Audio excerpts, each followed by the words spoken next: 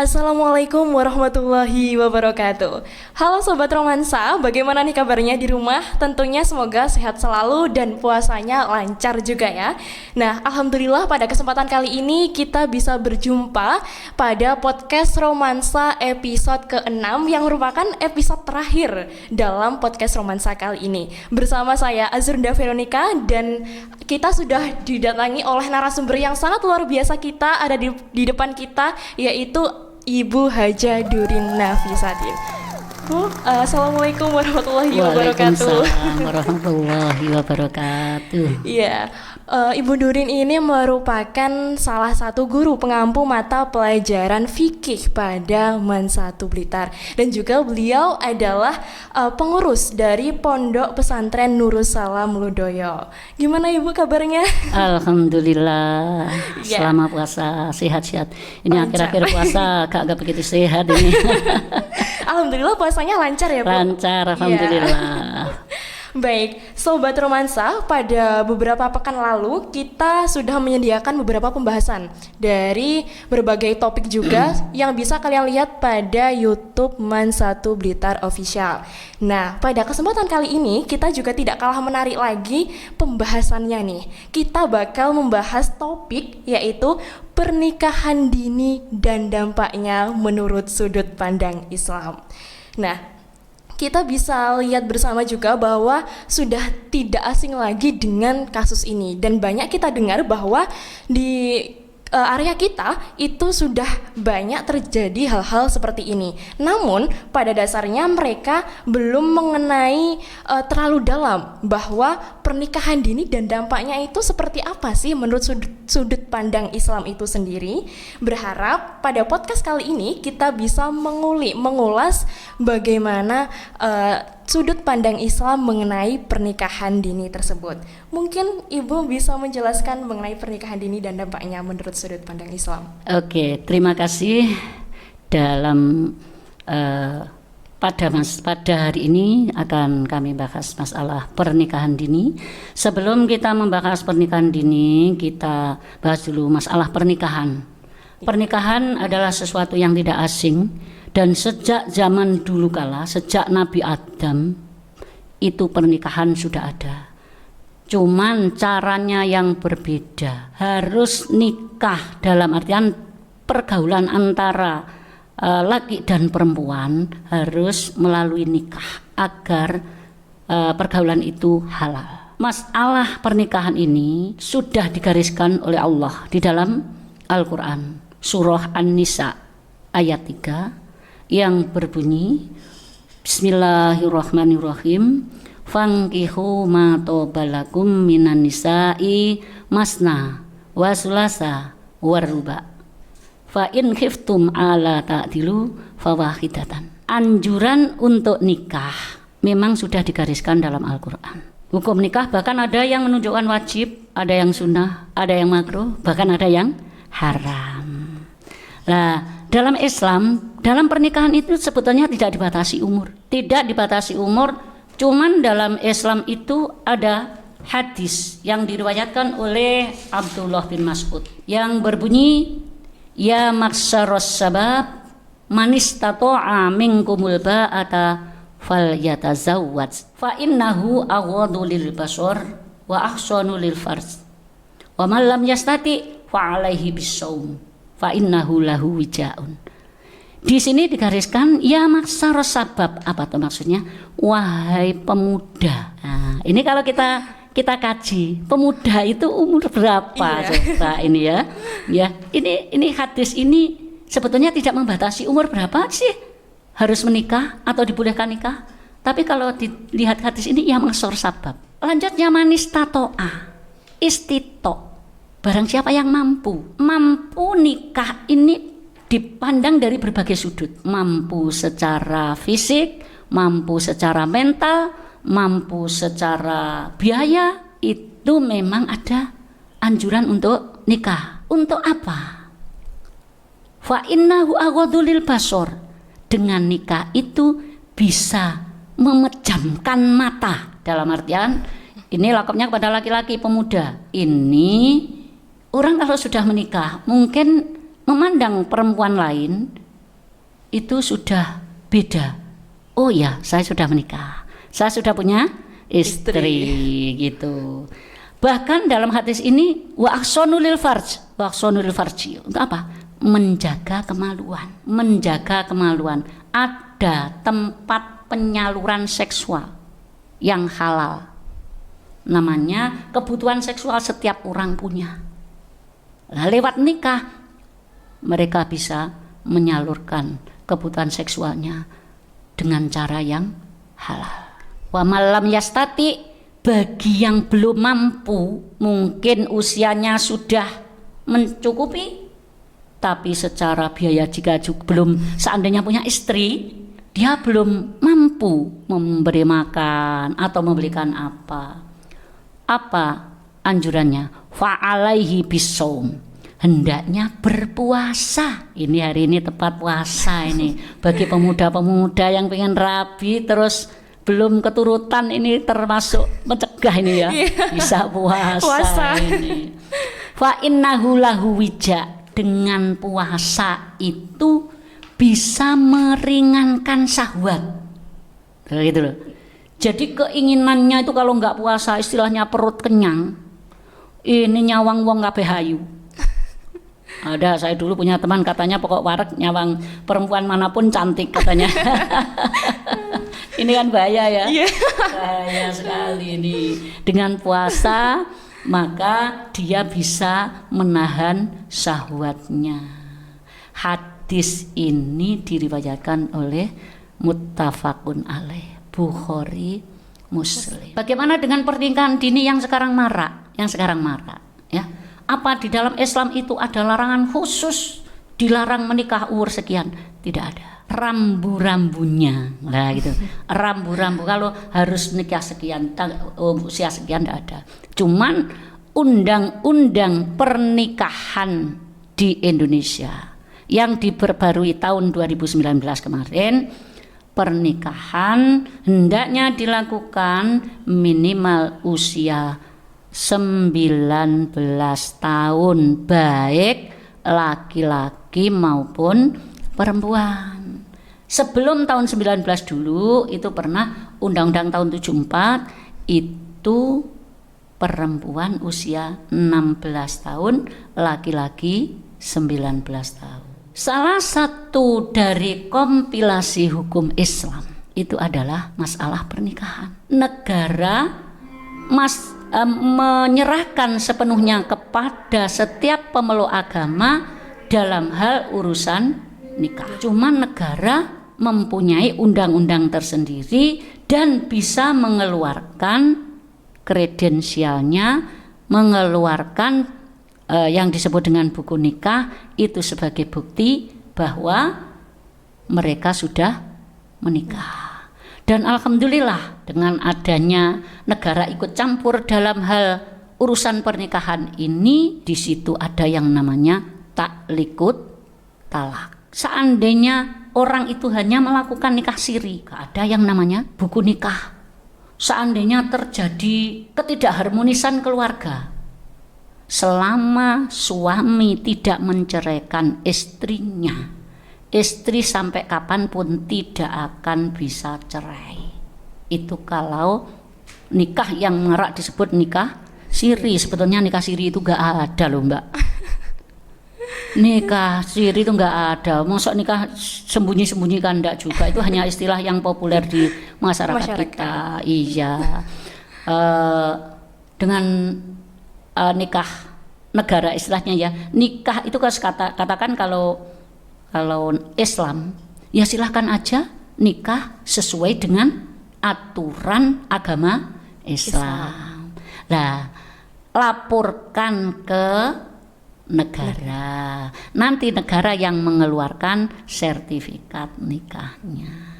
Sehingga seandainya di tengah jalan pernikahan itu ada apa-apa, mungkin ada yang menyebabkan keluarga enggak harmonis, ketidaksesuaian. Iya, ketidaksesuaian, terus suaminya enggak mau menceraikan. Nah, ini perempuan bisa mengajukan gugat cerai. Makanya kalau di negara kita itu ada talak, itu ada. Kalau di data ada yang namanya talak, cerai, itu berarti yang mentalak suaminya. Tapi kalau sudah dikatakan gugat cerai, berarti karena pengajuan istri. Itu sementara Mbak, mungkin nanti bisa dilanjutkan berikutnya. Iya. Nah, selanjutnya di sini kita memasuki sesi tanya jawab setelah mendengarkan beberapa penjelasan ya mengenai sudut pandang Islam mengenai pernikahan dini tersebut. Nah, di sini juga sudah ada beberapa pertanyaan-pertanyaan dari teman-teman semua yang berhasil kita kumpulkan melalui IG Man1 Blitar. Di antaranya adalah ada yang pertama, pertanyaan dari @salma agustin 9200, yaitu bagaimana implikasi pernikahan dini terhadap kesejahteraan ekonomi keluarga? Oke, baik sekali pertanyaannya ya. Apa implikasi pernikahan? Atau implikasi akibat yang muncul karena suatu hal, implikasi ya. Jadi apa akibat yang muncul ketika terjadi pernikahan dini? Di Indonesia yang dinamakan pernikahan dini itu yang bagaimana toh? Kalau saya mengambil data dari Badan Pusat Statistik Provinsi Jawa Timur, masalah hasil dari survei pernikahan dini yang ada di Jawa Timur ini, yang dinamakan pernikahan dini itu pernikahan di bawah umur yang ditetapkan oleh negara. Jadi kalau di Indonesia karena di situ itu ditetapkan perempuan usia 19 tahun, laki-laki 19 tahun, berarti menurut negara kita di bawah usia 19 tahun kok sudah menikah, itulah yang dinamakan pernikahan dini. Dan negara memberikan solusi, bukan berarti yang di bawah 19 tidak boleh menikah sama sekali, itu enggak. Harus mengajukan rekomendasi nikah lebih awal yang nanti sidang di pengadilan agama akan diberi rekomendasi pernikahan. Jadi kalau dilihat dari perkembangan usia ya Mbak ya, 19 tahun ke atas itu kan sudah dewasa. Mungkin negara menetapkan kan, ya kalau nikah lah memang sudah dewasa, pikirannya kan juga sudah siap, mentalnya siap, ya, fisiknya siap. Ya, apa akibat orang yang menikah yang secara fisik juga belum siap, secara mental belum siap, apalagi sama-sama anak? Ya, Yeah. ceweknya masih di bawah umur, cowoknya masih di bawah umur. Akibatnya apa? Data yang saya kumpulkan ini di Jawa Timur itu tahun 2022 itu tercatat ada 10,44% itu dilakukan pernikahan dini dengan jumlah, ini luar biasa jumlahnya, Jawa Timur tok ini 15.337 kasus pernikahan dini yang mayoritas didului karena hamil. Nah ini lebih tragis lagi, apalagi kita sebagai muslim, sebagai pemuda muslim terus terjadi seperti ini. Ya, miris sekali. Tapi apa yang terjadi? Setelah terjadi pernikahan dini tahun depannya, tahun 2023, terjadilah janda usia muda. Ada JU itu janda usia muda itu. Masya Allah. Setelah terjadi pernikahan dini itu apa? Meludak yang namanya perceraian. Yang dulu dilakukan pernikahan dini. Janda tahun 2023 yang di bawah umur 15 tahun itu ada 856 janda. Yang di atas 15 tahun, 15 sampai 19 tahun itu ada 2.922 janda yang karena akibat nikah dini. Secara perekonomian, kalau ini yang dikatakan kesejahteraan ekonomi, kita bisa bayangkan Mbak, yang namanya anak usia 15 tahun bisa kerja apa kira-kira? Iya. Punya Di anak. usianya masih belia. Lah ya, terus punya anak. Kira-kira bagaimana pengaruh ekonominya? Kan ya jelas ekonominya mayoritas murad-marid. Kecuali ditampung oleh Orang tua. ortunya. Mungkin ortunya punya latar belakang yang ekonominya mapan. Lah kemapanan ekonomi anak di situ disaplai oleh orang tua. Kalau pernikahan ini jelas belum bisa mandiri, secara ekonomi jelas belum bisa tata. Itu bisa kita jawab yang nomor 1, bisa dilanjut. Iya. Baik, itu dari teman-teman. Mungkin bisa kita dengar juga ya bahwa kesejahteraan ekonomi itu bisa dipengaruhi oleh pernikahan dini, entah itu pro maupun kontra. Nah, selanjutnya ada pertanyaan kedua dari @zahraulmf_. Apakah pernikahan dini merupakan solusi untuk mencegah tindakan pergaulan bebas? Oke. Apakah pernikahan dini merupakan solusi? Waduh, solusi untuk mencegah tindakan pergaulan bebas. Dari data yang ada, Mbak. Kalau saya bicara tidak hanya bicara saya berdasarkan data pusat. Dari data penyebab pernikahan dini itu ada 3 poin. Ada 3 poin. Yang pertama, memang yang tertinggi adalah karena hamil di luar nikah. Yang kedua, itu karena memang anak itu dinikahkan oleh orang tuanya. Lah kalau memang yang dinikahkan oleh orang tuanya itu cewek, mayoritas orang tua menikahkan anaknya yang di bawah umur, itu suaminya mesti suami yang sudah dewasa. Suaminya sudah bisa ngomong, suaminya sudah bisa mencukupi. Kecil kemungkinan Mbak kalau yang namanya orang tua menikahkan anak laki-lakinya yang masih umur 12 tahun, 15 tahun. Itu kan ya kecil kemungkinan kalau itu karepnya orang tua. Kan gitu ya.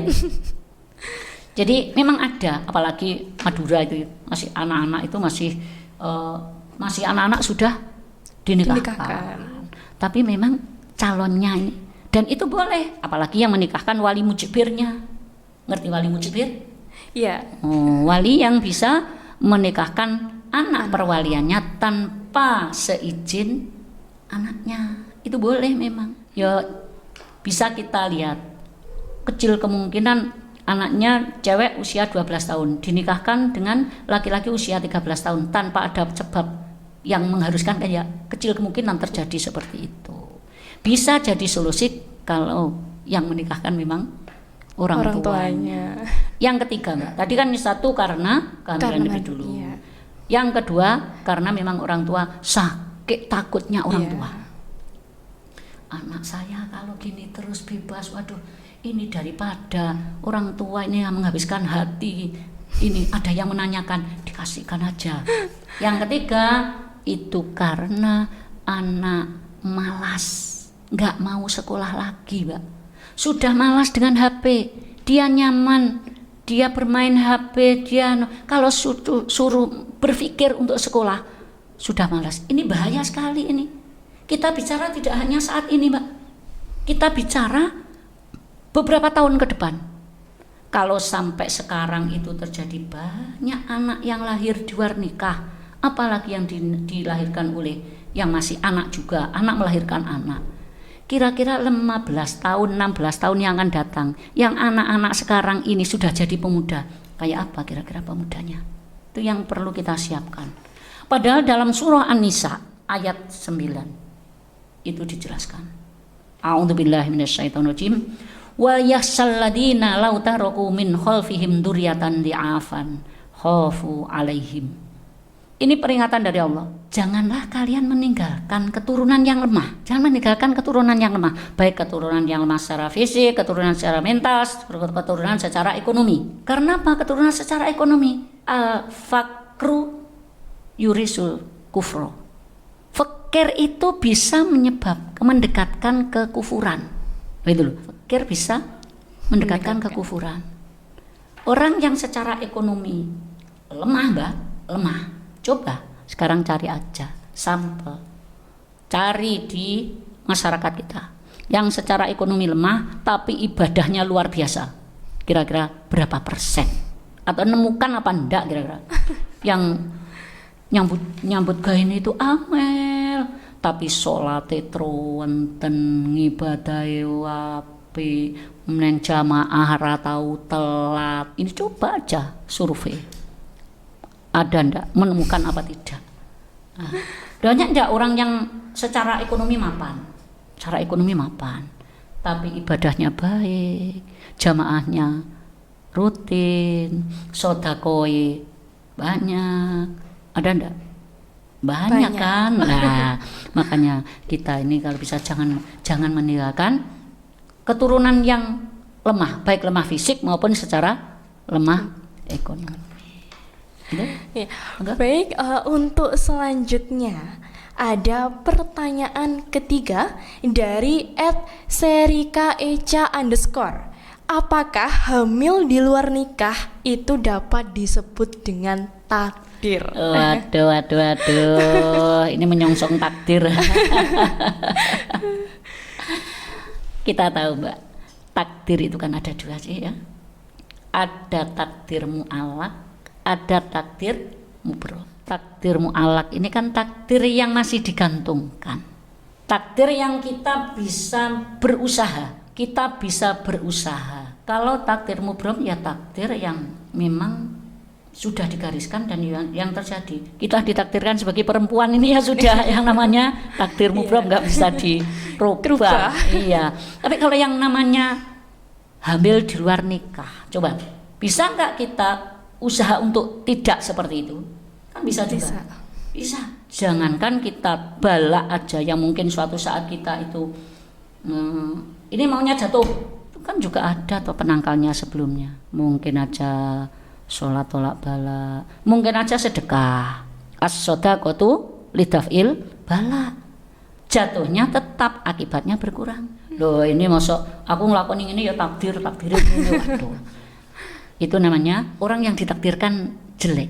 Memang ada takdir jelek, ada takdir yang bagus. Jadi ojo didik terus yang ini takdir Gusti Allah. Saman bisa kok menghindari untuk tidak itu. Terus digarisnya Gusti Allah dikasihkan kalau belum tersajikan masih bisa menambah edukasi, pendidikan atau ya lewat olahraga, lewat bergaul dengan teman. Makanya jadi anak itu jangan kuper aja ya. Waktunya guyon, waktunya sholat kan saya sudah bilang ya. Waktunya pelajaran serius, jangan dibalik. Waktunya tidur. Dan waktunya belajar tidur. Mungkin itu keliru doanya, Mbak. Mungkin kan? Iya, mestinya doanya rodi itu billahi robba, keliru bismillahirrahmanirrahim. Ya. Habis ngamut langsung duduk di bangku. Sedikit atau banyak anak-anak yang di kelas tidur. Ya, apalagi hari puasa alasannya puasa tidur kan ibadah. Jangan gitu, tidurnya aja ibadah, apalagi tolabul ilmi, apalagi zikir, apalagi baca Quran, apalagi sholat jamaah gitu no. Wis qanaah kok. Soalnya qanaah tidur sudah. Tapi paling tidak tidur itu sebetulnya mencegah dosa, Mbak, sebetulnya. Ya. Gerakan mencegah tidak melakukan maksiat sebetulnya itu. Karena tidur dia tidak berkata apa-apa, tidak melakukan apa-apa. Wah yang nglakoni maksiat enggak sido maksiat. Wah ya zina krana turu gak sido zina. Baik, itu tadi teman-teman merupakan jawaban dari apa hamil di luar nikah itu bisa dikatakan dengan takdir. Nah selanjutnya ada pertanyaan yang keempat dari @ASSA. Bagaimana caranya agar terhindar dari pernikahan dini tersebut? Oke, yang pertama Mbak, kita harus belajar agama. Wajib itu untuk belajar agama. sekalipun tidak 100% menjamin, tapi mayoritas. Nah kan gitu. Siapa sih di dunia ini yang bisa menjamin kita? Ya hanya Allah kan. Kita ini kan hanya bisanya berusaha. Usaha maksimal dan berdoa. Jangan merasa sudah berusaha mesti enggak. Apa mesti orang yang bekerja mulai pagi sampai malam gak leren mesti kaya? Gak juga kan? Duh. Berusaha bekerja, Allah yang memberikan rezeki kepada kita. Ini juga begitu. Bagaimana untuk mencegah agar kita tidak melakukan perzinahan? Belajar agama dulu. Mana larangan untuk berzina? La taqrabuz zina. Dosa-dosa yang telah digariskan dalam Al-Quran merupakan dosa besar. Kalau anak itu yakin bahwa zina itu dosanya atau hudud, ya bicara dengan hudud, balasannya azaniatu wazani fajlidu kula wahidim minhuma mi'ata jaldah. Menurut agama zina ada dua, ada zina muhson, ada zina ghairu muhson. Zina muhson, zina yang dilakukan oleh orang yang sudah pernah menikah. Apa jadi bojo apa rondo, pokoknya sudah pernah menikah. Apa hukumannya? Rajam. Mestinya dihukum, dilempari batu sampai mati. Miris enggak itu? Yang zina ghairu muhson, zina yang dilakukan oleh orang yang belum pernah menikah. Apa hukumannya? Sekali zina 100 kali jilid, 100 kali cambuk, mi'ata jaldah. Kalau anak-anak itu betul takut dengan hukum Allah, enaknya zina dengan hukumannya tidak imbang. Allah kalau memberikan hukuman dengan apa yang dilakukan dengan hukumannya jauh lebih berat hukumannya. Sama Allah memberikan pahala. Kadang kita melakukan sedikit saja, Allah memberikan pahalanya yang luar biasa. Apalagi nanti malam itu malam 25. Mudah-mudahan nanti malam itu Lailatul Qadar itu bisa turun, kita bisa beribadah. Ibadah kita bersamaan dengan Lailatul Qadar turun, Allah memberikan apa? Khairun min alfi syahr. Luar biasa. Lebih baik daripada ibadah 1000 bulan. Kalau di tahun kan berapa? Sekitar 83 tahun sekian bulan gitu. Nah, seandainya kita itu selama hidup itu dapat Lailatul Qadar 10 kali saja, usia kita itu ibarat ibadah 830 sekian, Mbak. 830 usianya. Dosa juga begitu. Wala taqrabuz zina. Dekat aja ndak boleh, apalagi zina. Jangan dibalik. Yang ndak boleh kan dekat. Kalau zina boleh lah, jenenge podo karo ojo cedek geni. Kalau dekat api nggak boleh. Kalau terjun ke api boleh nggak? Malah parah kan.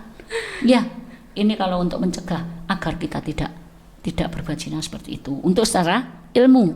Yang kedua, kalau anak itu merasa bahwa syahwatnya itu tinggi, memang setiap manusia punya syahwatnya tinggi, kita cari pelampiasannya apa? Olahraga. Pelampiasannya apa? Puasa itu tadi. Ya, saum, poso wae. Lek poso kan lemes tekan ini. Lemes, enek cahayu wis ora tertarik. Tenan nang bar buka. Ya, ditenan nang bar buka. Lah itu. Jadi bersama teman, pomosir dolan, ya, dolan bersama keluarga. Atau dengan teman-temannya, jangan berdua, dolan berdua lah gak apa-apa, kanca dhewe, satu laki, satu perempuan. Orang yang ketiga adalah setan. Mesti diudik-udik, ngurani uang lah. Maka dari itu, selain itu apa, Mbak? Doa agar kita tercegah dari zina. Siapapun punya potensi, Mbak. Siapapun punya potensi. Jangan peh ustadz, jangan peh guru atau santri bahkan gitu ya. Semuanya punya potensi. Maka dari itu, sebatas apapun kita berusaha, sebatas apapun kita mencegah, Allah yang menentukan kita. Maka kita berdoa. Doa kepada Allah, minta dihindarkan dari zina. Itu doanya bisa dibaca setelah sholat itu. Allahumma kshif annal bala wal waba wal ghala wal fakhsya wal munkar waz zina wa ta'una wal fitana wal maradha ma la yaksifur. Doa kita itu macam lemah, punya potensi untuk berbuat salah. Maka setiap hari, ya Allah hindarkan kami dari bala, hindarkan dari wabah, ya, bala, wabah, ghala, pertikaian, fahsya, barang yang fahsya, mungkar, dan jauhkan kami dari, hindarkan kami dari perbuatan zina. Itulah termasuk beberapa cara untuk agar kita terhindar dari Pernikahan. Perzinaan, ya, Iya. perzinaan. Kalau agar terhindar dari pernikahan dini, baca apa akibat-akibat dari pernikahan dini, ya. Ini mungkin ada stunting, ya, melahirkan anak ada stunting, ekonominya murat-marit, melihat teman-temannya masih berpakaian seragam, masih dia sudah bawa anak. Lah, ini bisa jadi edukasi mereka. Enggak ya? Nah, itu tadi mengenai seputar cara-cara ya agar kita bisa terhindar dari perzinaan dan juga pernikahan dini. Adapun selanjutnya pertanyaan yang kelima yaitu dari @ma'ruf_widodo.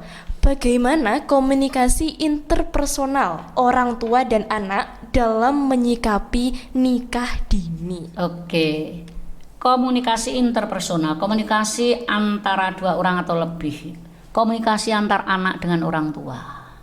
Itu harus dibangun, Orang tua harus bisa sebagai teman terhadap anaknya. Anak sekarang itu berbeda sekali dengan anak dulu, Mbak. Kalau anak dulu dengan orang tua liyane sendiko dawa ndak ada. Kalau sekarang enggak. Dengan orang tuanya orang daerah kita bahasa Indonesia, timbal ibuke kamu, kadang menjalin komunikasi dengan orang tuanya tidak begitu harmonis. Ada di ruang ibunya, ada bapaknya, ada kakak, jadi satu semuanya pegang HP. Mestinya kalau sudah di keluarga, apalagi makan bersama keluarga, HP ditinggal, kita ngomong-ngomong sama ibu, bercanda sama bapak, terbuka. Ibu, apalagi anak perempuan, ibu itu hendaknya membuat anaknya itu bisa terus terang sama orang tuanya, terus terang bisa sama orang tuanya. Sehingga seandainya anak itu punya problem, itu anak mengadu kepada orang tua, berani. Kalau sekarang kan banyak yang tidak berani, takut sama ibunya, takut sama ayahnya. Akhirnya apa? Dia cari pelampiasan lain. Dia lebih terbuka dengan temannya, dia lebih terbuka dengan orang tuanya, temannya mungkin. Padahal orang yang terdekat kan orang tua kita. Orang tua kita. Ayo coba bentuk komunikasi keluarga, ya mungkin ibunya di luar negeri atau ayahnya di luar, anaknya dititip nimbai.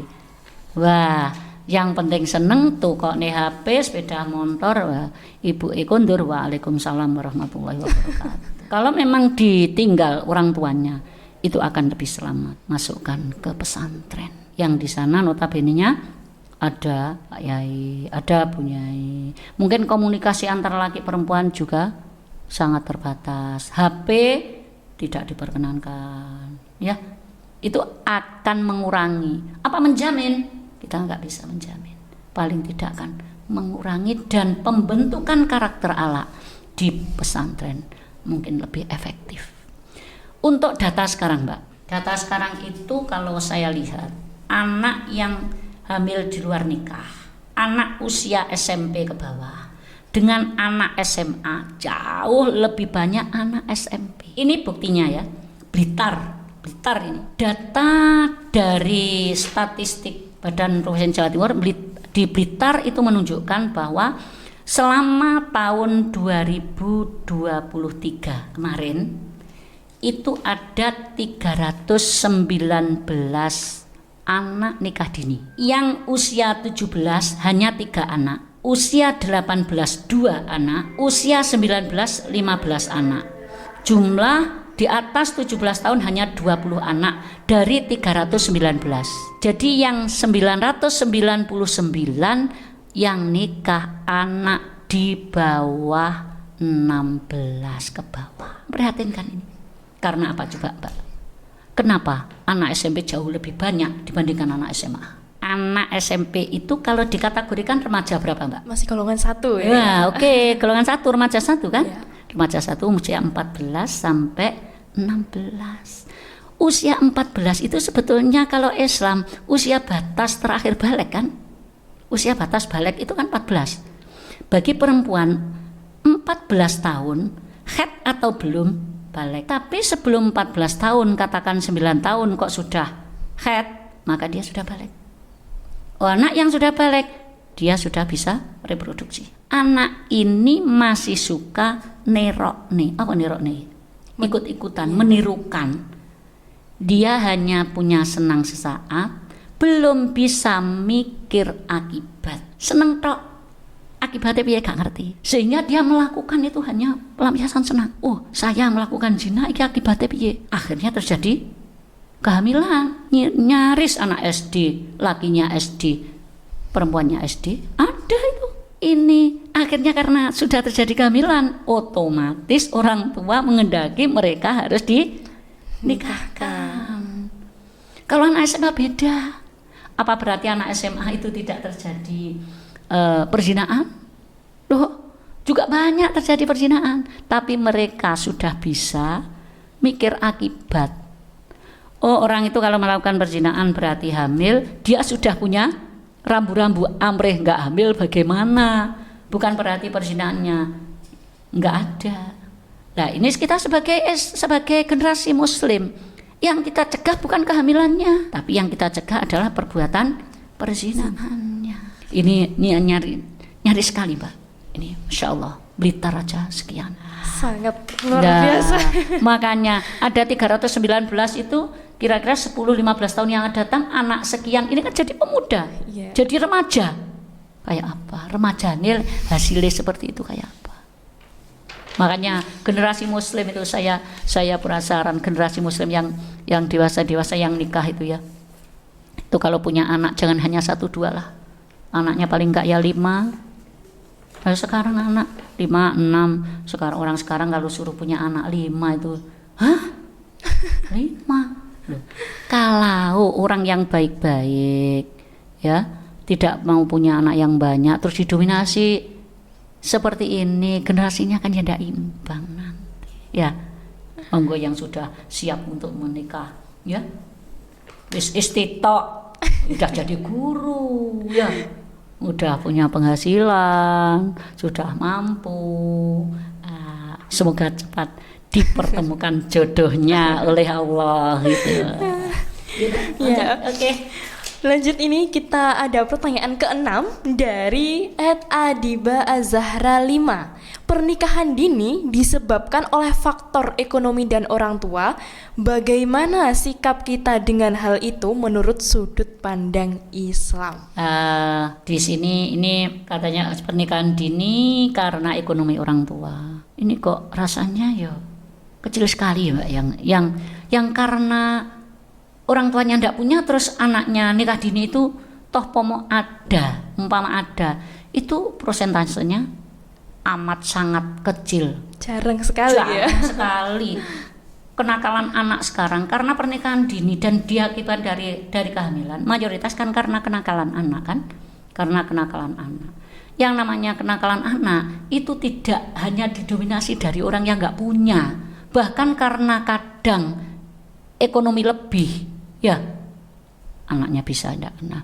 Atau orang tua juga introspeksi juga Mbak, jangan orang tua selalu menyalahkan anak. Kalau anak itu suatu saat tidak sesuai dengan harapan orang tua juga harus introspeksi. Satu, saya didik kayak apa? Kewajiban orang tua didik anaknya kan.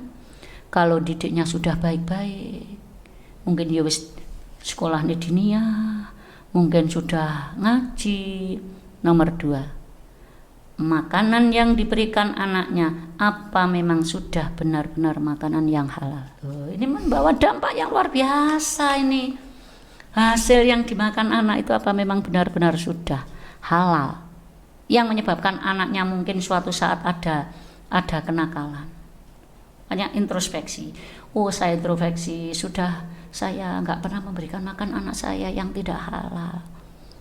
Yang ketiga, introspeksi juga. Ini maaf ya, mungkin aja apa yang sudah pernah dilakukan oleh orang tuanya dulu kayak apa, kadang bisa nurun ke anak ya. Birru abakum tabiru abnaukum, berbaik-baiklah engkau dengan orang tuamu, maka anakmu nanti akan baik kepada kamu. Ini seakan-akan kan perbuatan orang tua itu anak nanti melakukan. Ya nun sewu, kadang-kadang apa yang dilakukan oleh orang tua itu kadang-kadang dengan tidak nasab ya, kalau dikatakan nasab, masya Allah ini kadang kan gitu.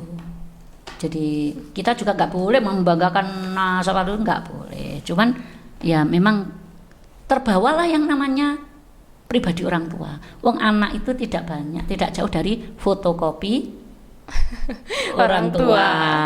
Makanya orang tua jangan 100% salah dibebankan kepada anaknya.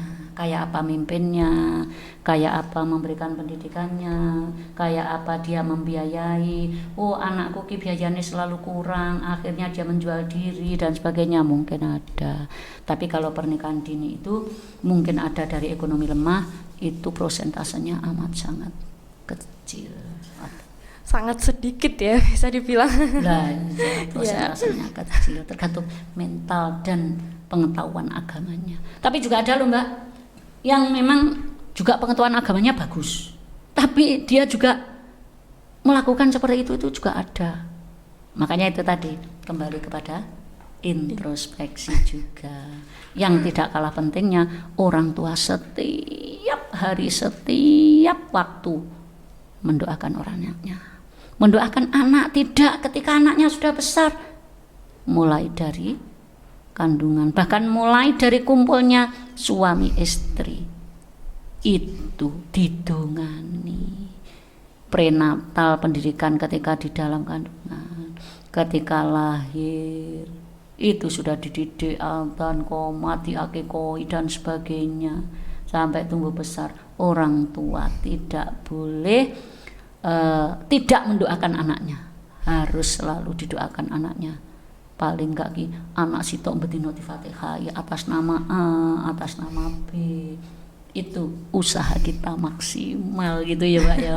Ya besok kalau jadi ibu. Ya baik, ini merupakan pertanyaan yang terakhir, yaitu dari @palupi pertiwi _ umumnya pernikahan dini tidak dianjurkan, tapi apa alasan diperbolehkan nikah dini dalam Islam sendiri? Oke, di Islam memang nggak ada ya Mbak ya batasan umur ya. Iya. Batasan umur harus nikah umur 19, enggak ada. Tapi Islamnya kok mulai nih, padahal efek pernikahan dini kan banyak seperti itu.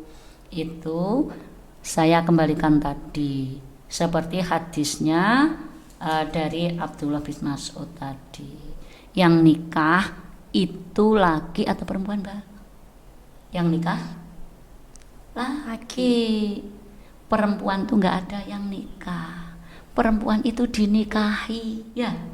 Perempuan itu dinikahi, bukan menikah. Kalau ada di selebriti itu bilang perempuan menikahi lah, itu ya enggak pas. Dimanapun ijab kabul itu yang menikah adalah laki-laki. Kalau dilihat dari sini bukannya ndak boleh, ndak anjuran ya maksara sabab, wahai pemuda. Nah, dikatakan pemuda itu usia berapa sih? Kira-kira usia berapa pemuda itu? Pemuda itu menurut antum itu kira-kira usia berapa bisa dikatakan pemuda? Seorang pemuda ya. Pemuda gitu batasan usia kira-kira umur 15 itu sudah bisa dikatakan pemuda atau belum? Belum kan? Iya. Paling enggak kalau pemuda itu ya 19 ya, cocok dengan undang-undang pernikahan. Toh seandainya tidak haram pun, tapi anjuran adalah yang nikah itu pemuda. Wahai pemuda, kalau perempuannya tergantung orang tuanya, karena perempuan tidak punya hak atas dirinya. Antum tuh nggak punya hak atas dirimu. Yang punya hak adalah orang tua, bapakmu. Seandainya di rumah antum sekarang dinikahkan oleh bapaknya di rumah, zaman tidak dimintakan izin, tidak mintai izin, langsung dinikahkan, itu juga sah. Ya, orang tua memilihkan, insya Allah. Orang tua itu kalau memilihkan untuk putrinya, menurut orang tua mesti dipilihkan yang terbaik menurut orang tuanya. Gitu. Jadi dilihat dari sudut pandang membolehkannya itu seperti itu, dan dilihat dari efeknya, efek yang terjadi kenyataan yang ada ya Pak ya, efek yang terjadi kenyataan yang ada. Pernikahan dini dilihat dari secara mental juga belum siap, secara fisik juga belum siap, apalagi psikologi. Secara psikologi belum siap. Anak yang di bawah umur kandungan ini sebenarnya kan belum siap untuk hamil istilahnya. Itu bisa diibaratkan seandainya orang itu mau goreng telur, wajan itu belum panas, disoi endok, telurnya dimasukkan, jadinya kan juga kurang bagus. Beda kalau sudah matang ya, usianya 19-20, itu wajan ini wis panas, telurnya dimasukkan, hasilnya juga bagus. Dan kenyataan yang ada, anak yang dilahirkan oleh ibu yang masih sangat muda itu ada beberapa efek. Satu, yang marak dibicarakan saat ini, banyak terjadi anak yang stunting, karena ibunya juga masih sangat muda, belum bisa menata secara psikologi juga, apalagi kalau itu hasil zina, isinya sedih. Orang itu kalau hamil, ketika hamil itu sedih, murung, anaknya lahir nanti akan raut mukanya seperti orang yang sedih terus. Sekalipun dia nggak sedih, akan kelihatan sedih. Itu tergantung atau bawaan ketika hamil.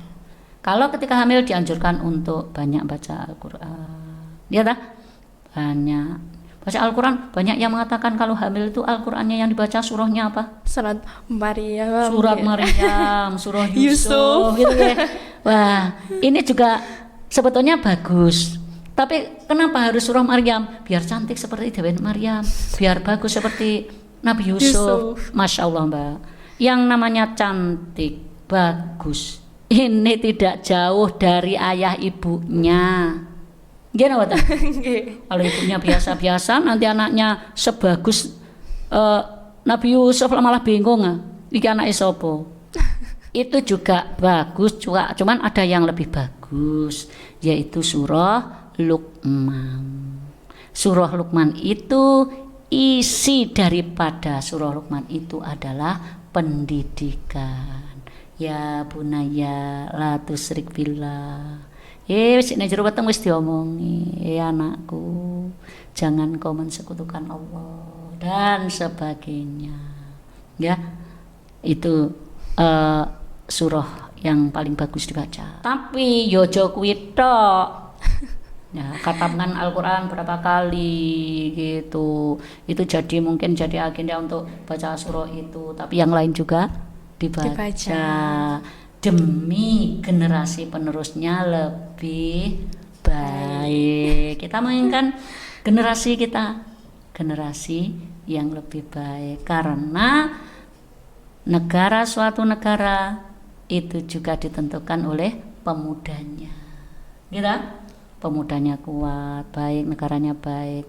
Nah sekarang tuh belum begitu terasa Mbak. Maraknya mulai pandemi sampai sekarang luar biasa yang namanya anak lahir di luar nikah. Orang yang hamil sebelum menikah, toh dinikahkan atau tidak, anaknya tetap tidak punya nasab ayah. Nah, miris ini, hamil, setelah hamil dinikahkan oleh yang menghamili juga. Sekalipun dinikahkan dengan yang menghamili, tetap anak hasil zina itu hanya punya nasab ibu saja. Janganlah kalian semuanya, pesan saya, janganlah kalian semuanya menjadikan anak-anakmu tidak punya nasab ayah. Kasihan kan? Iya, belum lagi nanggung dosa yang kita lakukan. Wala taziru waziratu wizra ukhra. Dosa seseorang akan ditanggung oleh orang itu sendiri. Anaknya enggak salah tapi dapat predikat karena perbuatan orang tuanya. Anaknya kan enggak salah, tapi karena predikat orang tuanya jadinya anak tidak punya bapak. Miris lagi kalau perempuan nanti nikah, ayahnya tidak bisa menjadi wali. Dan hati-hati mbak, anak hasil zina kalau perempuan dengan bapaknya batali loh mbak. Karena apa? Karena bukan anaknya. Loh ini kan biologis anak saya, tapi kan anak yang dihasilkan belum nikah, jadi nggak bisa disebut anak dari bapaknya. Itu hanya anak dari ibunya saja. Bahkan menurut Islam, anak hasil zina itu tidak bisa mendapatkan warisan dari bapaknya. Dia hanya punya warisan dari ibunya. Ya. Makanya mari generasi muda, anak-anakku semuanya, ini siswa-siswi MAN 1 ini, monggo bareng-bareng menjaga diri ya, menjaga diri, perbanyak ilmu pengetahuan tentang agama, dan jangan lupa berdoa kepada Allah. Mudah-mudahan kita semuanya ini tetap mendapatkan ridho, hidayah, dan rahmatnya Allah, sehingga harapan kita ini bisa hidup di dunia maupun di akhirat bahagia, selamat dunia, selamat akhirat. Harapan kita ya, harapan kita MAN 1 jaya karena siswa-siswinya luar biasa. Oke, Iya. terima kasih. Baik, itu tadi seputar pertanyaan yang dapat kita jawab. Sebenarnya masih banyak banget pertanyaan yang mungkin belum bisa kita jawab. Nanti bisa ditanyakan langsung dengan ustazah kita di lain kesempatan. Nah, Sobat Romansa, dapat kita simpulkan bahwa pernikahan dini itu harus dilihat dari berbagai faktor dan juga perlu dipertimbangkan dengan berbagai hal. Sobat Romansa, inilah yang kita tunggu-tunggu bersama, yakni akhir sesi Kuis Romansa episode ke-6. Monggo Ustazah untuk memberikan pertanyaannya buat teman-teman semua. Oke, ini ada satu kuis yang yang bisa dijawab oleh siswa-siswi MAN Romansa. Ini tadi saya sampaikan bahwa ada larangan untuk meninggalkan keturunan yang lemah. Ini ada di surah apa, ayat berapa, bunyinya bagaimana. Tuh, terima kasih. Itu yang kuis yang terakhir yang bisa saya sampaikan. Terima kasih. Untuk teman-teman, sebagai sekiranya yang mau menjawab, tahan dulu jawaban kalian. Kalian pantengin terus Instastory akun MAN 1 Blitar Official, karena nanti akan disediakan answer box untuk jawaban kuis podcast Romansa episode ke-6 kali ini. Dan jangan sampai kelewatan ya, karena jawaban yang terpilih akan mendapat door prize, dan juga pilihannya nanti akan dipilihkan oleh ustazah sendiri. Nah, jadi kalian jangan lupa untuk follow akun MAN 1 Blitar Official supaya nggak ketinggalan dengan info-info lain terkait podcast Romansa. Baik Ibu, ini kita sudah di penghujung acara. Semoga bisa bermanfaat ya bagi kita semua. Harapan kita ke depannya untuk lebih baik lagi. Amin. Ya. Terima kasih. Terima kasih untuk semuanya. Wassalamualaikum warahmatullahi wabarakatuh. Waalaikumsalam warahmatullahi wabarakatuh.